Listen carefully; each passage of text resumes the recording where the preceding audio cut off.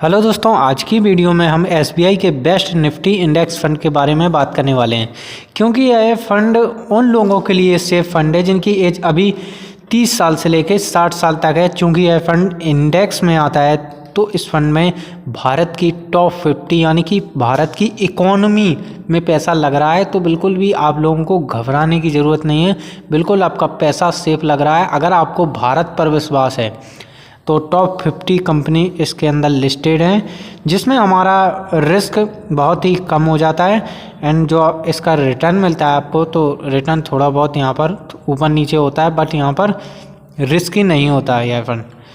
तो आप कैसे इस फंड में 3,000 रुपये मंथली इन्वेस्ट करके 1.5 करोड़ रुपए का पोर्टफोलियो बना सकते हैं सिर्फ 15 साल में। तो चलिए दोस्तों, बिना कुछ देरी की वीडियो स्टार्ट करते हैं।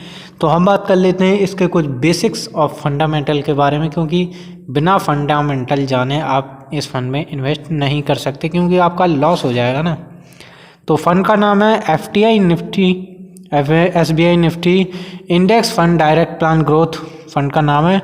एंड जो फंड का साइज है लगभग 8,729 करोड़ रुपए इन्वेस्टर ने इन्वेस्ट किए हुए हैं, जो कि फंड मैनेजर मैनेज करता है।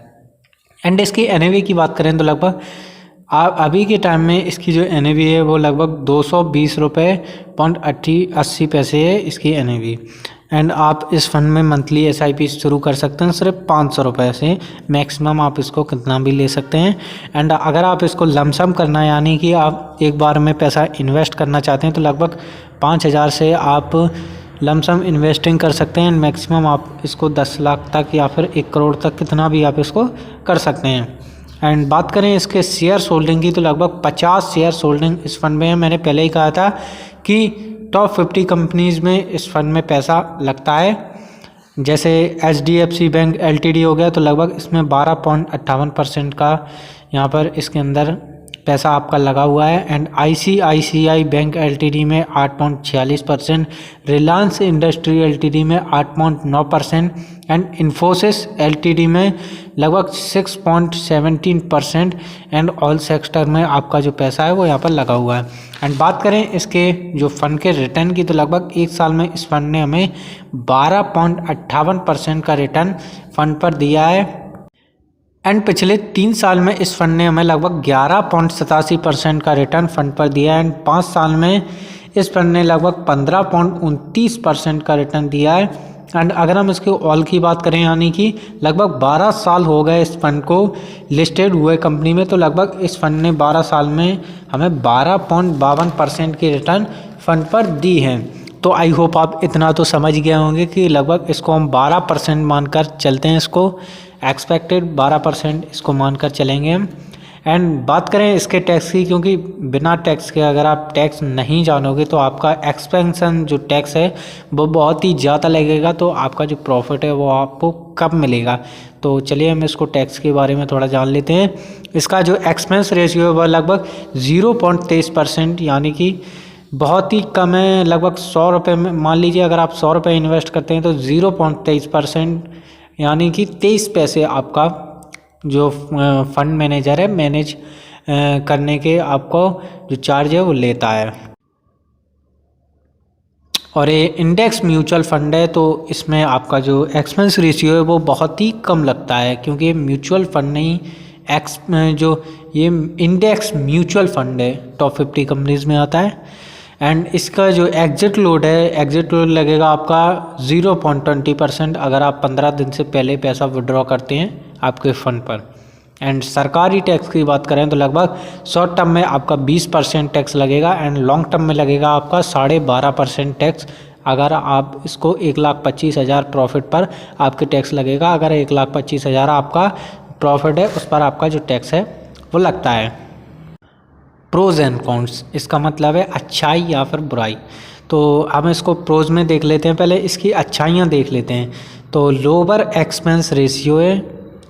एंड आप अगर इसका जो कौन से देखें तो कौन सी, यानी कि इसकी जो थोड़ी बहुत ऊपर नीचे बुराइयां हैं वो है कंसिस्टेंसी, यानी कि 10 साल से अगर आप ज़्यादा इन्वेस्ट करते हैं तो यह फंड बेस्ट फंड है।